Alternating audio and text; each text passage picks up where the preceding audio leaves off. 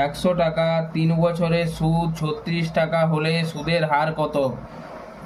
এ অপশানে দিয়ে আছে 15%, বি অপশানে দিয়ে আছে 10%, সি অপশানে দিয়ে আছে 12%, ডি অপশানে দিয়ে আছে 14%। এই অঙ্কটা শর্ট ট্রিকের মাধ্যমে আমি করিয়ে দিচ্ছি, দেখো তোমরা।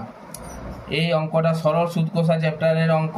আমরা জানি সূত্রটি হলো আই সমান পি আর টি বাই 100। এখানে সুদ বলে দিয়েছে কত? 36 টাকা। আয়ের জায়গায় আমি লিখলাম সুদ 36, পি কত? 100 টাকা, আসল কত? 100 টাকা। 100 করে দিলাম। আর বার্ষিক সুদের হার নির্ণয় করব, অর্থাৎ আরকে আরই লিখে দিলাম। টি বছর 3 বছর, টি এর মান হচ্ছে 3 বাই 100। এরপর আমি কি করব? 100কে 100 দিয়ে কাটাকাটি করে দিলাম।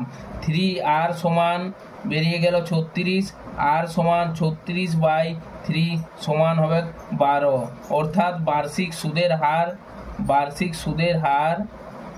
হার সমান 12%। অর্থাৎ option number C right answer.